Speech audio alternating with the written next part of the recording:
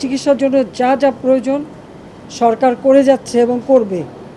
চিকিৎসা শেষে তাদেরকে অন্তত তাদের আয় রুজির ব্যবস্থা যাতে হয় সেটাও আমরা করব। কাজে আমি মানুষকে মানুষ হিসেবে দেখি। এখানে দল মত নির্বিশেষে সকলের জন্যই আমি কাজ করি। আমি যা করি সব মানুষের জন্যই করি। আমি এখানে কোনো এটা চিন্তা করি না কে আমার সমর্থন দেয় না দেয়, সেটা আমি চিন্তা করি না। কারণ আমি জাতির পিতা বঙ্গবন্ধু শেখ মুজিবের কন্যা।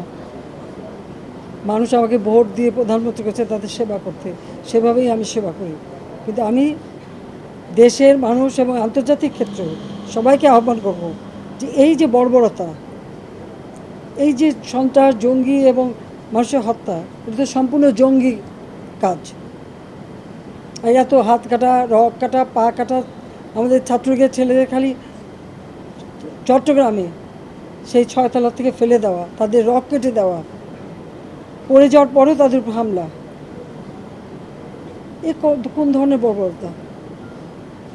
আমি আমার দেশবাসীর কাছেই আমি এটুকু বলবো যে তাদেরই এই যারা অপরাধী খুঁজে বের করে দিতে হবে এবং সকলে ঐক্যবদ্ধ হতে হবে এই বর্বরতার বিরুদ্ধে আর এই ধরনের জঘন্য ঘটনার বিরুদ্ধে।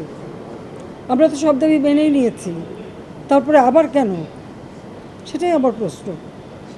এটিকে জঙ্গিবাদকে সুযোগ করে দেওয়ার জন্য? নগদের কাছে সব গ্রাহকই প্রিয়, তাই তো সারা দেশে ক্যাশ আউট চার্জ সবচেয়ে কম।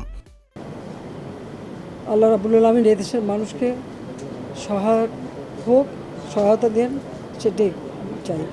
আর যারা আছে তা আহত আরও হাসপাতাল আছে, আমি সব জায়গায় যাব। আর আমাদের স্বাস্থ্যমন্ত্রী, প্রতিমন্ত্রী, আমাদের যারা ডাক্তার প্রত্যেকেই খোঁজ নিচ্ছে, আমাদের দলের পক্ষ থেকেও আমরা খোঁজ নিচ্ছি এবং যা যা দরকার সমস্ত, আমি হয়তো আসতে পারিনি কিন্তু প্রত্যেক হাসপাতালে খোঁজ নিয়ে আমাদের